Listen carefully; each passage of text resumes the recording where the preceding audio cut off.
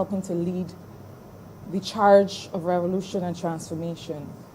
Even in his quietness, he was fearless and had the kind of genteel but bold nature that we don't see much of nowadays. I want to offer condolences. I do offer condolences to his parents, to his siblings, to his entire family, to the community in Britons Hill, and all of South Central who miss him deeply, and we will continue to miss him deeply, to the journalism fraternity, to all of us, to Barbados. We lost someone who would have gone on to great things. Sir, I enter the discussion, the debate on this resolution concerned with Black Lives Matter to first acknowledge the death of George Floyd, who for 8 minutes and 46 seconds was the subject of an extrajudicial killing in the United States. And you know, when these things happen, we start a narrative often about the kind of person that the individual was, how many degrees they had, how well they had done for themselves, how much they represented the best parts of the black population. But the truth is, sir, that none of that matters. And were something like that to ever happen to me, don't talk about my degrees, Mr. Speaker, sir. I don't care what the individual was doing in the moment. I don't care what they were found doing. I don't care how upstanding or not upstanding you deem them to be. There has to be a strong statement that says, we as a nation, we as a civilization, do not allow extrajudicial killings, and as a state, do not sanction them in particular when the act is done to black people. So what you have evolving in the US and in countries around the world is state-sanctioned genocide of the black race. That is what is unfolding before our eyes. And the reason that this moment is so important is not because it has never happened before. It is because a people will not wait forever for justice. It is because that through centuries, after centuries of being shown over and over again that there's no justice for you in a system, people have to stand up and demand justice for themselves. There is always such a moment in any civilization that does not deliver justice to all, and that's what we're seeing happen. The reason it is not just happening in the US, the reason it is resonating around the world, is that we are all reflecting on how well or how poorly we are realizing the mandate of equality in all our countries, in all our regions, in all our communities. We are all reflecting on it. So for those who would say, why march for George Floyd? The march was not and is not just for George Floyd. It is for all of us to take that moment to examine whether we are doing the right thing for the people and the future generations of our society. And often, as happens when the equality discussion comes up, people will hold up tokens. People will say, as happens in the discussion on gender equality, but you have a woman as prime minister, but you have a woman as governor general, but you have women here, there, and so on. And while it is important to acknowledge where strides have been made, It is also important to understand the systemic nature of the inequality which you are seeking to address, so that when individuals or even groups rise to a certain position, that is not enough. Unless you address the systemic issues that mean that you can't actually predict equal access to resources and to justice. Unless you can reasonably predict that it will happen in every case, you're not yet there. Similarly, there are people who will congratulate us for having the number of women that we have in this honorable place. There are people who will make the point that in Barbados we have black political power, as they would term it. But, sir, black political power for the few means nothing without black economic power for the many. And that is the business that we are here to complete. We've had black political power for decades, and we've started the path and the job and the project of black enfranchisement, especially under previous Barbados Labour Party administrations. I'm sure that colleagues to come will, as others have before me, make reference to that historical trajectory. So I need not do it here in my short intervention, sir. But we're not yet where we need to be. We have not yet completed the journey, and in many ways, we have to now get into the weeds of that project to understand what it means to really deliver economic and social and political enfranchisement. And sir, there is this notion that there's a black political class that has political power, and surely that is a representation of the fact that we have racial equality in this region. But sir, it's interesting how we cast this political power. And you know, I actually reject that expression, political class, because it suggests to me that those of us who work and operate in this honorable place are somehow separate, somehow distinguished from the reality of living as Barbadians. And I find it a dangerous characterization, even though it's something that we say freely. I myself choose not to use it. I don't indict anyone for choosing to use it. But it perpetuates the notion, I think, that somehow politicians in Barbados are in some way to the manor born.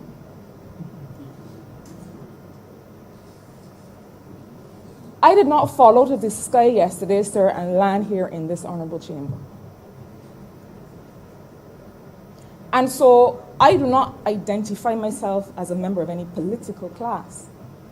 I asked the people of St. Michael South Central to send me here to do a job, to complete a project. I am working. And I think it's an important distinction that we have to make, because it sends the message that the task is to achieve membership in a class. That's not what the work that we're doing here is about. But there's also another association with political power, and I use that term very loosely because it's not as powerful as you think. There are those, not all, and perhaps, truthfully, not even most, who want us here to complete their own personal wealth agenda. That's what they see as the role of politics and political life. To complete their wealth agenda and no one else's. They see us merely as the administrative arm of their empire. And, you know, as the Honourable Member for St. James Central said before me, it is not about waging any war. But I think that we have to be true to ourselves in speaking to the realities that we have lived over the last few decades. And there are even those without empire who believe that we are here to follow their instructions merely because they believe they occupy a position of supremacy occasioned by their ethnicity, by their shade, by their status. Not all, not even most. But there is that sensibility that reflects itself in the mistrust that people often have for politicians. But sir, that is not why I asked people at St. Michael South Central to send me here to further anybody's wealth agenda. I'm not in that. But what I am concerned with, sir, is to making visible some of the issues that I myself confronted as a young woman growing up in Haggett Hall, going to football in Dash Valley, going to football in the Pine, walking to school to go to Belmont. We are real people who occupy this space, sir. And so this is not about taking on, my mother would say, picking up somebody's fire age. This is our experience. And I feel so pleased to be able to have the opportunity to address these issues with honesty because I feel the country is ready. So there's a notion that calling for greater police accountability means that you don't like the police. Let's be real. There's a notion that if you say, I want to know what happened to that young man who went into that police station on this date, come and tell me what happened. That if you support calls for transparency and investigations into accounts of police brutality, that you're anti-police. That could not be further from the truth. Sir, I think it is actually the opposite. I want the police to be trusted by citizens. Because if the police are trusted by citizens, it makes them more effective at their jobs. And therefore, it makes us all safer. So we need to have a police complaints authority that works, that responds in a timely way. We need to have a culture, a tradition, a practice of if there are questions around any kind of police activity, that those questions can be easily answered with records, with evidence, that we make this business transparent. Because, sir, suspicion and mistrust destroy societies. And while we, as we must, put important resources into making sure that the police have the resources that they're required to do their work, one of the most important resources is a relationship with the community. Back in the early 90s, when we had some increases in violent crime in communities, part of the response had to do with officers developing relationships with their communities, coming to football practice, talking to the guys, talking to the young women, being able to have the community feel that we are on your side and we are working together to keep everybody safe. But it's not just about police, it's about all the institutions of the state. Sir, I as an MP and I as a Minister of Cabinet want us to use every single tool at our disposal to keep me accountable. Because I detest the notion that people who come to serve in political life cannot be trusted. I detest it.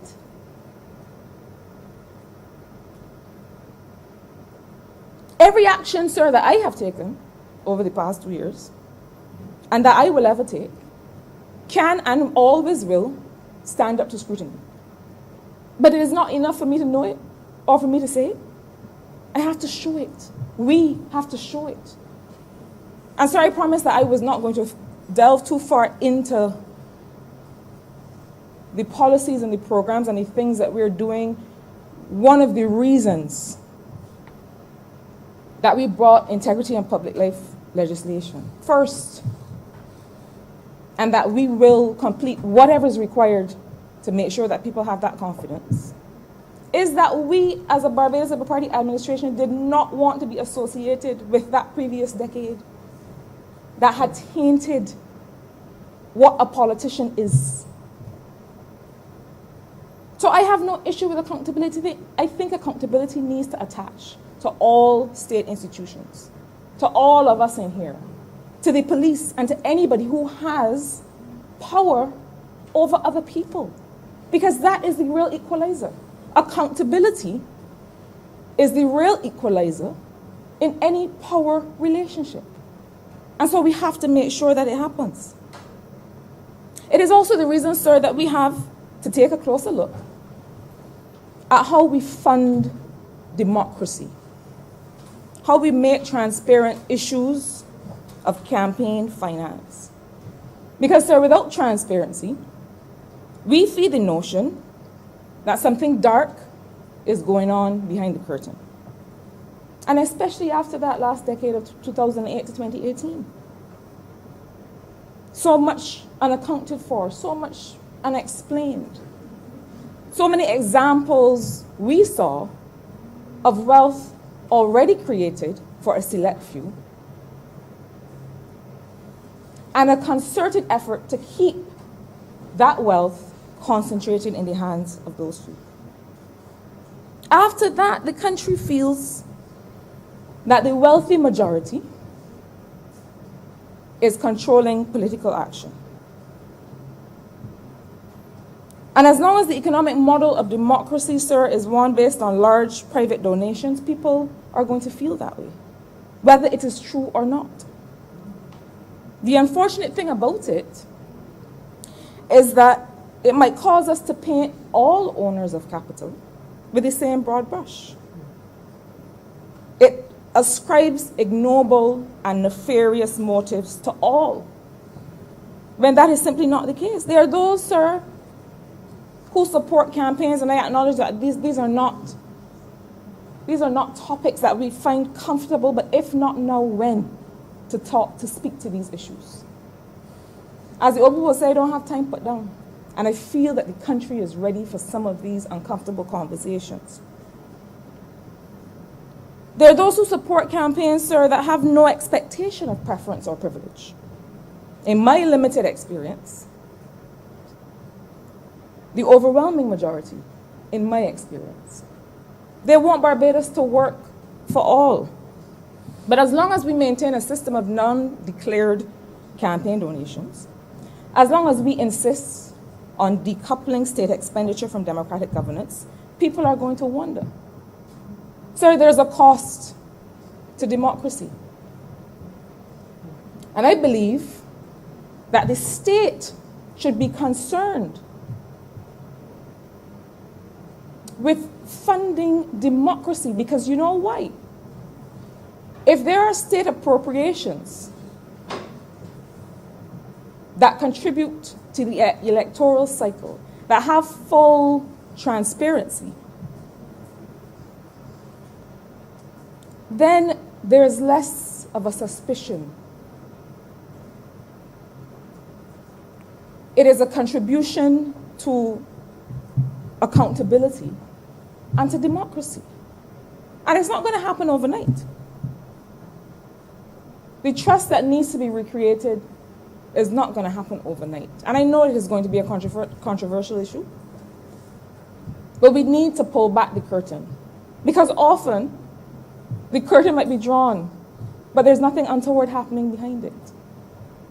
We have to be willing, as the state, to bear the cost of real, transparent democracy.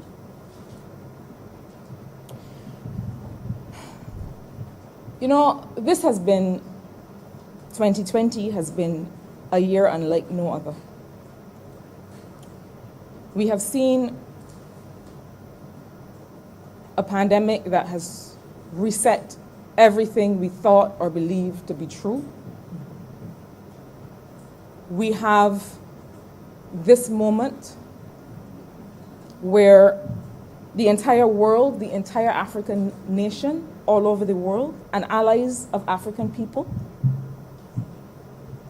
are standing up to say no more. And I think, sir, that Barbados must have a race conversation. I think it has started. They weren't waiting for us. But in order for that conversation to be authentic, those who have privilege that relate to the color of their skin, that relate to the identity of their ancestors, that relate to their inheritance of wealth or status built on the backs of slaves, must recognize their privilege. Sir, I'm not going to enter into any persecution Olympics with anyone or any group in this country. Because the fact is that not everyone is operating from an equal position in this conversation. Some of us just first have to listen. That's all you are required to do right now.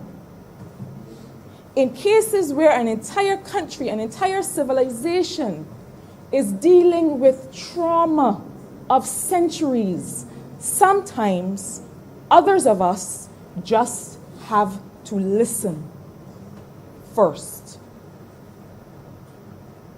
And if your country, men and women, in their overwhelming majority, tell you that a statue erected to serve to honor white supremacy disturbs them deeply in their souls, if they tell you that, why would you want to hold on to it? If you are an ally of the equality project with respect to race in your country, why would you want to hold on to it? This notion that it erases history, sir, I wake up with this skin every day in this country. And when I go to different parts of the world, I see the reaction that it gets. I see the reaction that it sometimes gets right here. I don't need a statue to remind me that Barbados was the site of the great slave experiment in this region. Here was where they wanted to create the perfect slave society and then the perfect post-colonial society. There is no possibility of forgetting that.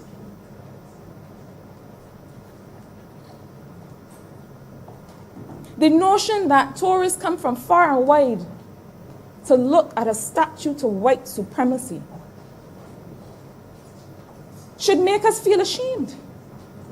Because if we have nothing else, and I'm sure the member for St. James Central would certainly object, if we have nothing else in the way of a tourism product to offer to people, then something is desperately wrong. I don't know too many people who come here, too many guests of mine who say they want to come to Barbados and, oh my goodness, I want to see that gentleman in Hero Square. I've always dreamed of seeing him. The notion that that kind of homage to white supremacy can be equated with historical buildings that still serve a function today, that can be equated with institutions of faith or centers of worship, is a false equivalency. And I promised myself that I was not going to turn my intervention into this particular discussion. But I want to be able to speak to it once only and set it aside. I agree with the Honourable Member for St. Michael Northeast, with the Prime Minister, that the country has to come to terms with what it wants to do. And that we will be guided. That is the model of governance in which I believe. But equally, I cannot understand, just as I cannot understand how you can grow up in a majority black country, 95, 96, 97% black, for your entire life as a white person in this country, and somehow neither you nor your children nor your children's children could count one black friend. And when I use the word apartheid, people think that it is melodramatic. I think that we have to be willing to speak truth to power on these issues. It doesn't mean anybody's making enemies. It doesn't mean that we don't all have non-black associates who are allies. There are many. But we need to have the conversation.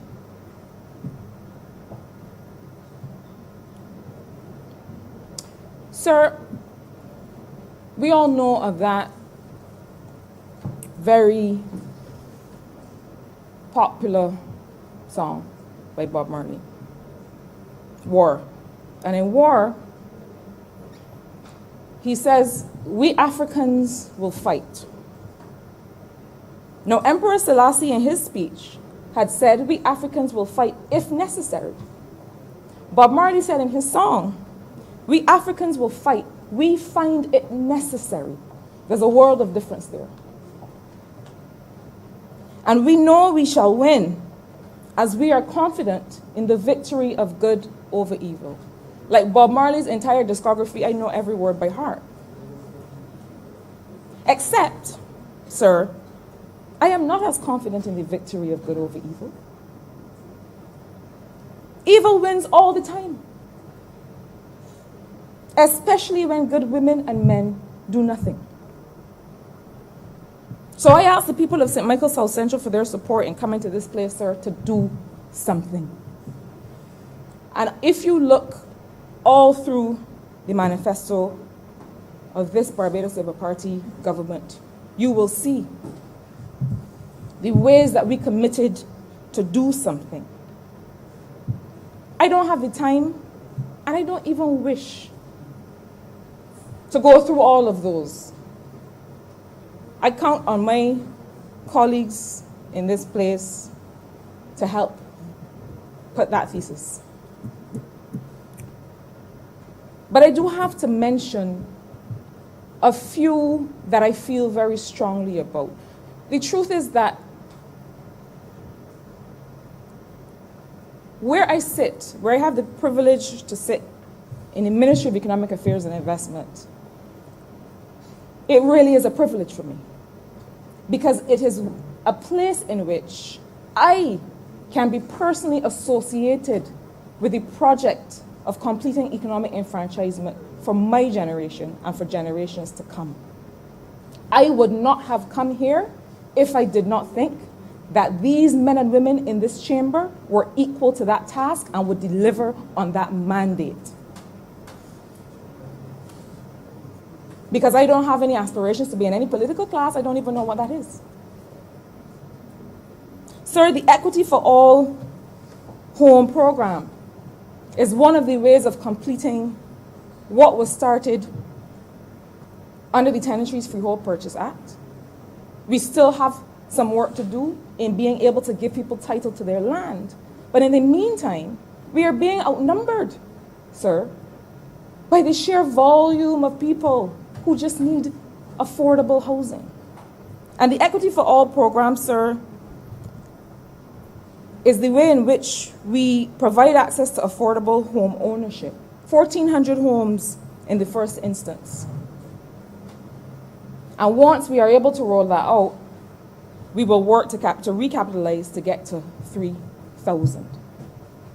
Because while we say that we've completed the work of putting the things in place to give people a piece of the rock, and now we're focusing on a piece of the action, turns out that we still have to do the work of giving people access to a piece of the rock while we give them access to a piece of the action. We can walk and chew gum. We can consider the place of a statue to white supremacy and whether it should be there or not, and we can continue with our enfranchisement agenda. It is not either or. They're all important projects. The planning obligations that are now a part, sir, of the planning and development legislation is also a part of that enfranchisement and that equalization of wealth and opportunity. Because it gives us the wherewithal, if a development is standing to benefit from the country's patrimony, from the sun and the sea and the sand and the healthful environment and the air and the ambiance, It gives us the wherewithal for those developers to be able to give back, to balance the impact of that development by also having another social impact in providing access to land for the housing program that we are embarking on and for other projects. But planning obligations are not just about land. They also provide us for ways, and we've started already with an important hotel development in the city. It also provides us with ways to give people access to an equity stake in the developments, to have people invest so that we can get on with this business of creating intergenerational wealth. It is not enough, we have seen it, to make a couple of people in a home, in a household, to give them jobs, to make them financially independent. It is not enough, because what will happen? Dependency ratios tell us that if there are 5 or 7 or 10 people depending on that income, those people are going to become poor again. Unless you create the wherewithal for people to invest, to create wealth that will stand up for generations of their children, that will really make them economically secure, then we're not doing anything. Sir, we talk about renewable energy and medicinal cannabis projects having to have a certain minimum investment from local business and local operators. And I want to emphasize that we're not in the business of giving people access to grow a bulk commodity. We're not even in the business of focusing on the growing of the bulk commodity. We want to give people access to the companies that will be generated from the value-added production in the medicinal cannabis industry. That is the enfranchisement content of that. And I realize that there must then be a conversation once we have completed that process of where we place cannabis in the law. I accept that there then must be a conversation that addresses those people who are now sitting in a particular place as the result of a custodial sentence associated with possession of that same cannabis. I accept that that is a conversation that the country wants us to have. It is a valid conversation. Sir, we came here to debate a bill last week, I believe it was, the BOSS scheme. And one of the reasons that we found it important is that it is to give us access to $100 million in capital expenditure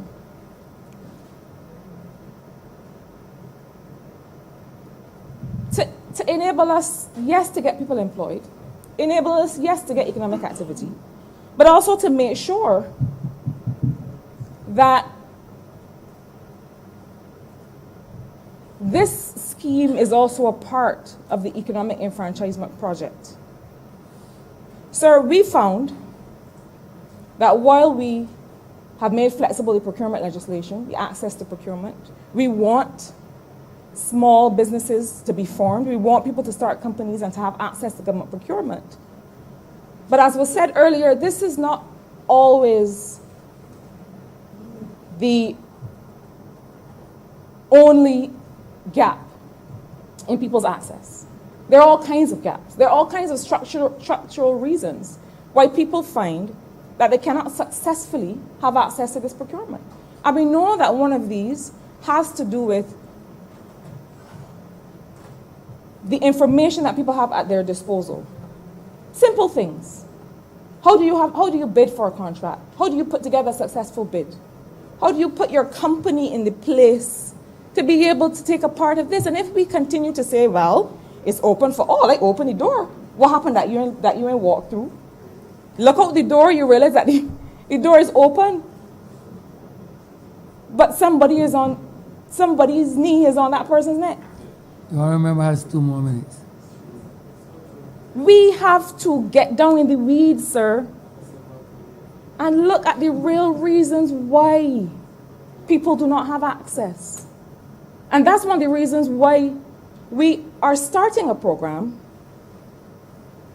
to actually do a bit of that hand-holding, to find small contractors in their communities, and to make sure they have the wherewithal to access these resources. Sir, in my final moments, I will say only this. I realize that this topic is controversial. I realize that it is sensitive. But I could not continue to be who I am, to represent the people who sent me here, if I did not say these things. These things did not become true because I walked in here. For me, these things have always been true. This has been my life. This is the life of the people of St. Michael South Central and many others. And so I support this resolution. I welcome wholeheartedly the conversation. It is time, and it is an opportunity that we will not soon get again to bring about real equality in this country. Mr. Speaker, I'm obliged to. Honorable Leader, Government Business. Thank you, Mr. Speaker. I beg to move the suspension of the sitting until 2:05. Until the question is that this honorable chairman be suspended until 5 minutes after 2. All those honorable members in favor, please say aye. Those against, please say no. We take the ayes have it. This honorable chairman stands suspended until 5 minutes after 2.